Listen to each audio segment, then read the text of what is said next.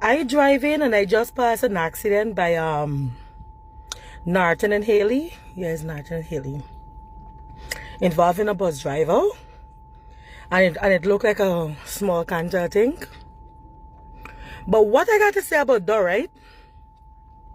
You see, when I see an accident with a bus driver, especially them South bus drivers, them drivers using Norton and Durban Street, y'all know yourselves.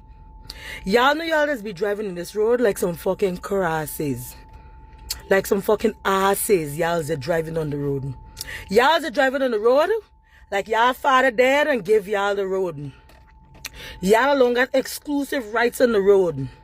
Y'all overtaking. Y'all driving at 80 miles an hour from one corner to the next corner.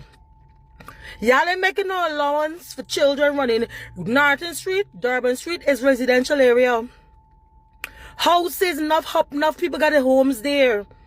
Y'all ain't driving like if y'all expecting a child for running the road, a ball for running the road, a dog to run in the road. Y'all driving like y'all head and good on them streets.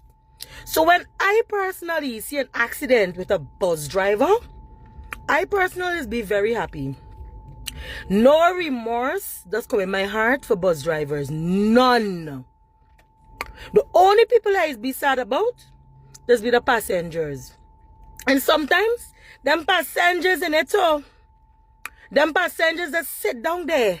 Are you seeing this bus driver bobbing and weaving out of traffic? You see this bus driver drive like he head and good. Like he wake up with a death wish on your head. And you gonna sit down there because you late for work, because you tired, you want to go home, whatever is the reason. You gonna sit down there. And then when you get in an accident now, you're gonna want to cry, oh Lord, oh Lord, oh Lord. Where you sit down in the bus. Y'all even be vexed with people when people talk up in them buses. Y'all be vexed. Let me tell y'all something. I is one. Mark my face well.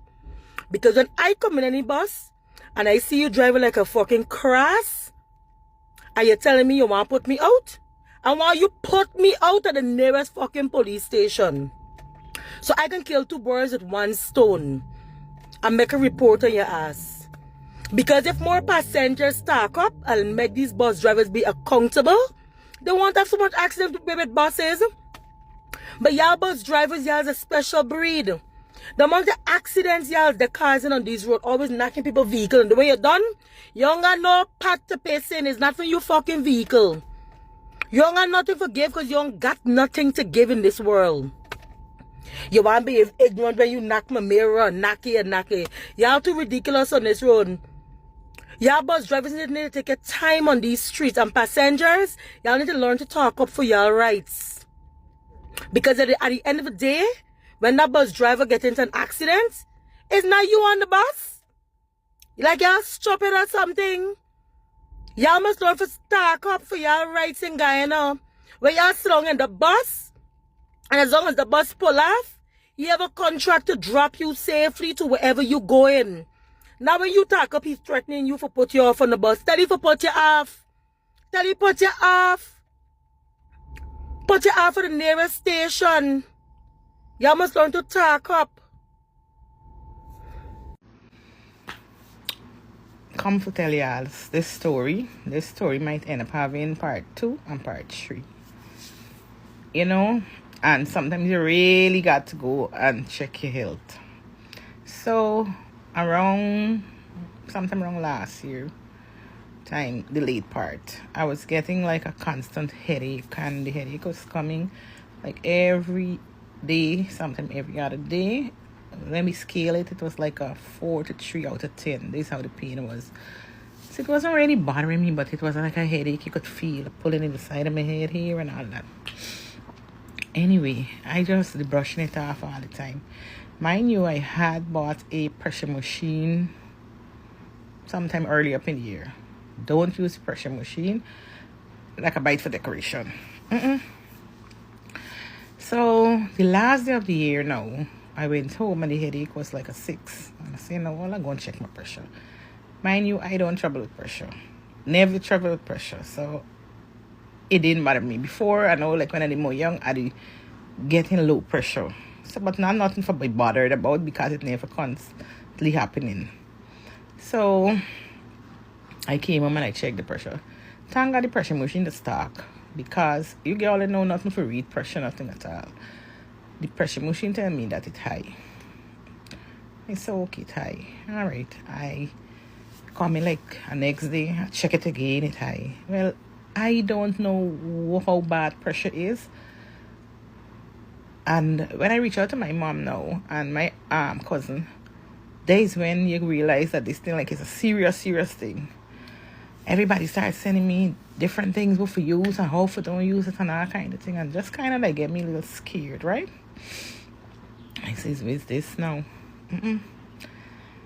And I start checking the pressure like a little bit more regular, and I see it with it ain't going down. Anyway, my brother, he came a day something and he tell me, Samantha, you know you need to go and get your annual checkup and all of these things. Go and do your cholesterol, go and do your sugar and all of that. I frighten hospital bad. Tell you the truth, I frighten hospital bad. I say, hey, I can do it. But I frighten hospital bad. I won't tell nobody though. I get anxiety whenever I got to go to the hospital. Right? And the last time I was at the hospital was when I got my son. That's 16 years ago. I don't go hospital. Anyway, he carried me for going to do the sugar test and check my pressure. But when I go, the people said I can't do the test them because I got to fast. So I smiled and I said, hey, you get me. I came home and I went to the country for shop for my business. And while I was overseas, I was mapping the pressure. And I went, one of the days it showed the figures jump up really high. Well, as I tell you, I don't know how to read it properly. I just know the machine is telling me it's high. The machine don't say if it's extremely high or what. The machine is say it's high. So my cousin is sending down some hibiscus leaf for me. And I using though. And they say use garlic and all kind of thing. Because I'm still getting this little headache. And the morning when I get up and I check it, it showed that this thing up more high. So I know for read it. So I sent it to my mother and I sent it to my cousin. And mommy say, Samantha, your pressure going real high. You see when the bottom number going up, it's dangerous. So I left now and I went to one of the pharmacies over in Miami. When I went there now, the pharmacist tell me he check it. He said, oh, if I use tablets, and I told him no. He said, I sit down, wait for 15 minutes more. And when I wait for the 15 minutes more, he do it back, check it back. And he say, your pressure is very high, but I cannot do nothing about it. I cannot give you nothing because you don't use medication. I said, well, you can't give me nothing for it. He said, all I can advise you to do is to go home and rest. And mind you, that was like 2 days before I come home. So, I wrapping up my shopping. He says to go home and rest. He said, you can buy this. He showed me a garlic tablet. He said, buy some vinegar and drink some vinegar and that and go home and rest. That's all he gave me. He gave me nothing more. Anyway, when I come into the country, I went right away to the doctor. And when I went to the doctor, I only had my pressure the IDD, but I only had like about 8 days of mapping of this pressure in my phone. So she sent me home without medication. She said, come back in 2 weeks and continue mapping it, and then when you come back, then we can put you on some medication if you need it. Right? So she sent me home, and like about 5 days after, so the headache was intense and I couldn't take it no more. I went to the pharmacist to check my pressure, and when they check it, it was high. And she said, what medication you use? And I said, I don't use anything. So she said, just now she called in the doctor. Because them has got a doctor on site. When she called the doctor ordered for me to get Ramafil. Right? Well, I feel a relief. I said, well, good, I can get this little tablet now and this going to help me with this pressure. What? No. I drinking this hibiscus tea. I drinking the tablet. I drinking this garlic tablet. I drinking everything, and this pressure would not go down. It just it fluctuated, right? And then I started getting scared because who telling you you could get stroke, this could happen to you. If the amount of things that people telling you to, you start to get frightened. Days when I know that pressure is a bad man, right? Days when I know that pressure is a bad man. I never know that pressure was a bad man. So, and when I went to the hospital, I had to go and do some blood work and all of that. And I had to wait for collect the results. Right? Anyway, and come back and give you part 2. What happened in between waiting in the 2 weeks. And then when I go back to the hospital and I collect my results and all of that. So right now, you see a girl there. Should I lay down on the bed today at 10:51? I supposed to be at my business, but right now the health is more important because the business gonna still go on if I fall down. So I got to relax 1 and 2 times, catch myself. And I don't know, maybe people might know, but I am a person who's eat ice and raw rice. Bad. So I gotta tell y'all what it is. And I'm talking this story that persons who troubling with these same things to go and get it fixed. Because let me tell you, I frightened hospital bad, I frightened doctor bad. And I realized that how I feeling is because of these same things. And if I fix it, then everything will be okay for me. Right? Who know me? I eating ice for years. Late into the night, I eating the ice. The raw rice I eating. If I could get some dry mud, I eating that too.